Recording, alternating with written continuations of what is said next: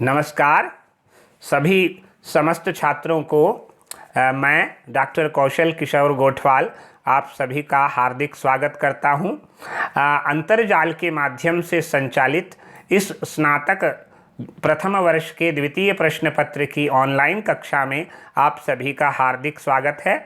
जैसा कि आप सभी जानते हैं, यहाँ पर हम हितोपदेश नामक ग्रंथ का अध्ययन कर रहे हैं। द्वितीय कथा आरंभ हो चुकी है, जो कि व्याघ्र एवं वृद्ध व्याघ्र एवं पथिक की कथा है। तो यहाँ पर पथिक जो है उससे कौन कह रहा है, यहाँ से पथिक से जो है सिंह व्याघ्र कह रहे हैं। क्या कह रहे हैं? तदत्र सरसी स्नात्वा सुवर्ण कंकणम ग्रहाण। वो कह रहे हैं, व्याघ्र कह रहा है कि तुम स्नान करके पवित्र होकर मुझसे यह सोने का कंगन ग्रहण कर लो। तदत्र, इसीलिए तुम सरसी स्नात्वा, इस सरोवर में स्नान करके सुवर्ण कंकणम, सोने के कंगन को मुझसे गृहाण ले लो, प्राप्त कर लो। ततो यावद असौ, तो यावद जिस समय, असौ तदवचः प्रीतो लोभासरः स्नातुं प्रविशति तवान महापंके निमग्नः पलायितुम अक्षमः। तो जैसे ही उस पथिक ने उसका वचन सुनकर, ततो यावद असौ तदवचः प्रतीतो लोभात सरः स्नातुम प्रविशति, यानी जैसे ही उस पथिक ने सिंह के वचन पर विश्वास करके, प्रतीतो विश्वास करके, लोभात लोभ के कारण, सरह स्नातुम प्रविशति सरोवर में स्नान करने के लिए जैसे ही वह प्रवेश करता है, तावत उसी समय वह महापंके निमग्न और बहुत गहरे कीचड़ में फंस गया। और पलायितुम अक्षमः, पलायितुम अक्षमः यानी पलायन करने में, भागने में समर्थ नहीं हो पाया। तात्पर्य क्या हुआ, यहाँ ये बताना चाह रहे हैं कि उसने कहा तदत्र सरसी स्नात्वा सुवर्ण कंकणम गृहाण। ये कथन तो व्याघ्र का है कि तुम इस तालाब में स्नान करके मुझसे सोने का कंगन गृहाण प्राप्त कर लो, ऐसा कहा।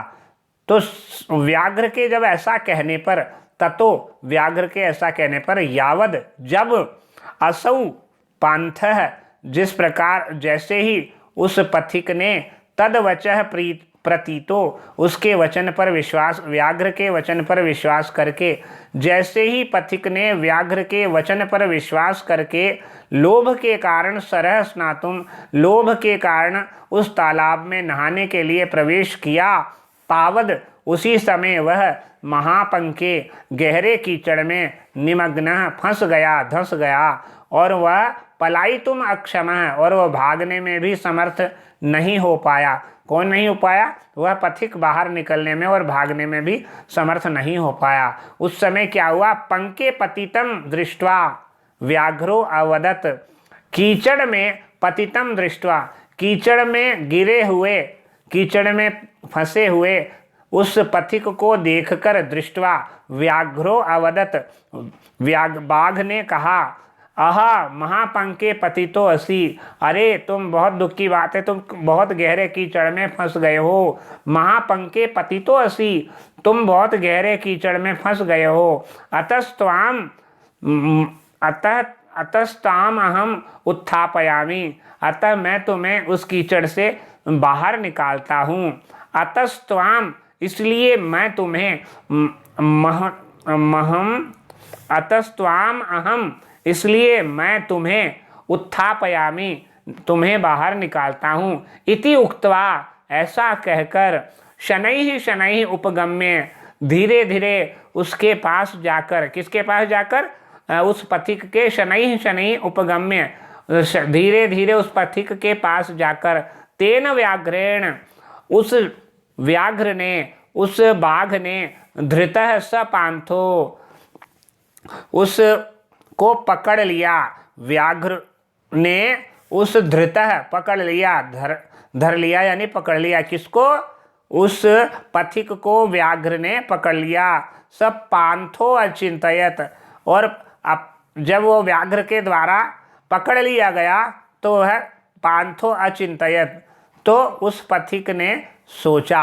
अब यानी व्याघ्र जब पथिक के व्याघ्र ने जब पथिक को पकड़ लिया तो उस पथिक ने अपने मन में सोचा, इसीलिए इस तालाब में स्नान करके सोने के कंगन को तुम ग्रहण कर लो। तब ज्यों ही उसकी बात पर विश्वास करके लोभ से तालाब में स्नान करने के लिए वह प्रविष्ट हुआ, त्यों ही गहरे कीचड़ में फंस गया और भागने में असमर्थ हो गया। उसको कीचड़ में फंसा हुआ देखकर व्याघ्र बोला, अरे तुम तो बहुत गहरे कीचड़ में फंस गए हो, गहरे कीचड़ में फंस गए हो, इसलिए मैं तुम्हें इस कीचड़ से जो बाहर निकाल लेता हूँ। यह कहकर धीरे धीरे पास आकर व्याघ्र ने उसे पकड़ लिया। तब पथिक सोचने लगा। अब पथिक क्या सोचने लगा, उससे पहले थोड़ा सा ये गद्य के शब्दों को देख लेते हैं। गृहाण, ग्रह धातु लोट लकार मध्यम पुरुष एक वचन, तद वचः प्रतीतः, तस्य वचः तस्मिन् प्रतीतः, यानी उसकी बातों पर विश्वास करके। प्रतीतः का यहाँ प्रति प्लस ई प्लस कत प्रत्यय, तब जाके बना प्रति प्लस इण प्लस कत प्रत्यय प्रतीतः। स्नातुम, स्ना धातु और तुमन प्रत्यय स्नातुम।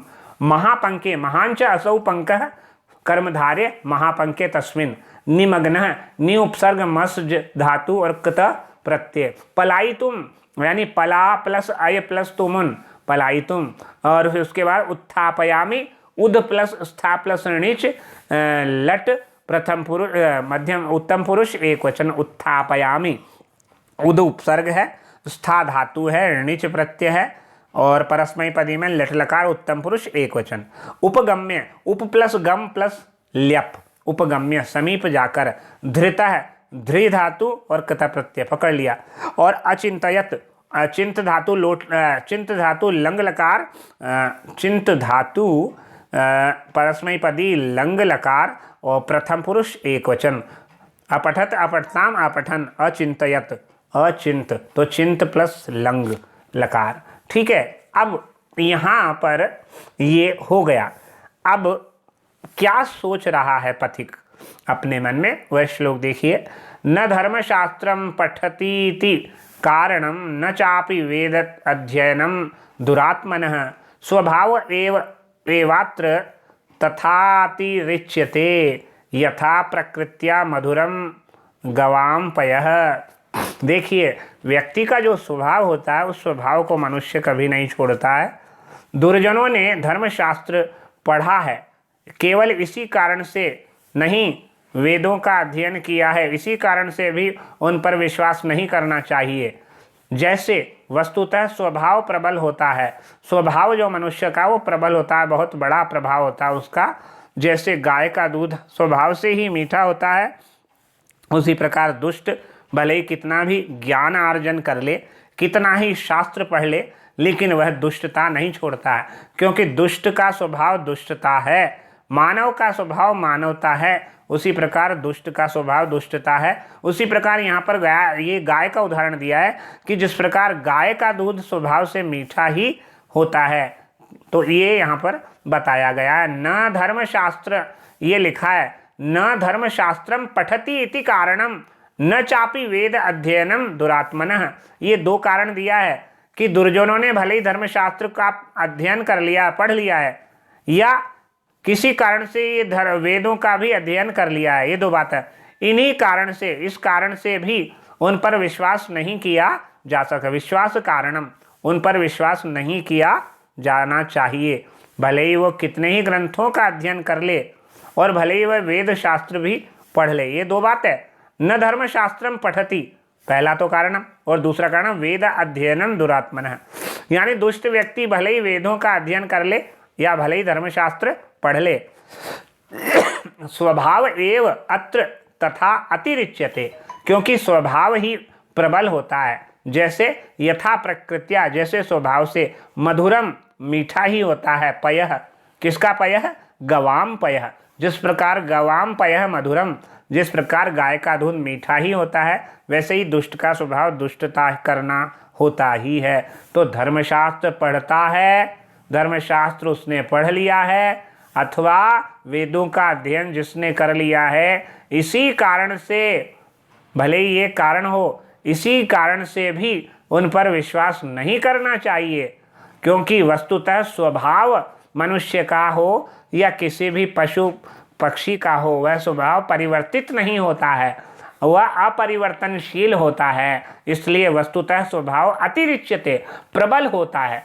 इसीलिए जैसे उदाहरण दिया है, जिस प्रकार गाय का दूध स्वभाव से ही मीठा होता है, पीने में अच्छा लगता है, स्वादु होता है, सुस्वादु, इसीलिए दुष्ट का स्वभाव दुष्टता है, वह सज्जन कभी नहीं बन सकता, भले ही कितने ही ग्रंथों का अध्ययन कर ले। यहाँ है धर्मशास्त्रम मनुस्मृत्यादिकं पठति वाचयति इति नरः विश्वासस्य कारणं नास्ति वेदाध्ययनं वेदानां पठनं चापि करोति इति दुरात्मनः दुष्ट स्वभावस्य पुरुषस्य विश्वासस्य न कोऽपि कारणमस्ति। उस पर बिल्कुल भी विश्वास नहीं करना चाहिए। हेतु यह नरः भवति स्वभावः प्रकृति एव अत्र विश्वासे तथा तेनैव रूपेण अतिरिच्यते विशिष्यते। यथा येन प्रकारेण गवां धेनूनां पयः दुग्धं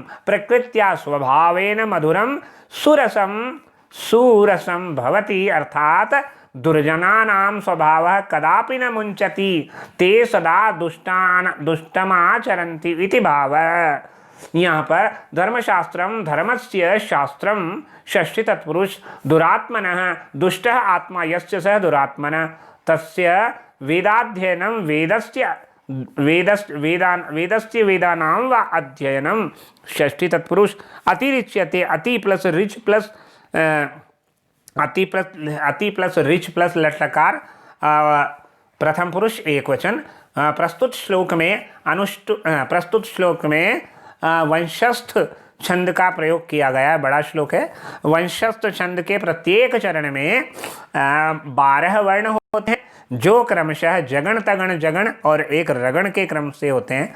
वापस से, वंशस्थ छंद के प्रत्येक चरण में 12 वर्ण होते हैं, जो क्रमशः जगण तगण जगण और एक रगण के क्रम से होते हैं, और चरण के अंत में यति होती है। जतौ तु वंशस्थम उदीरितम जरऊ, जतौ तु वंशस्थम उदीरितम जरऊ, ये इसका लक्षण है। अगला श्लोक देखेंगे। अवशेन्द्रिय चित्तानां हस्ति स्नानमिव क्रिया दुर्भगा भरण प्रायो ज्ञानम भारः क्रियाम विना। ये छोटा सा श्लोक है। इस श्लोक को हम अगले वीडियो में करेंगे। आप ध्यान रखिएगा, इस श्लोक को हम अगले वीडियो में करेंगे। तब तक के लिए यहीं विराम देते हैं। नमस्कार, धन्यवाद।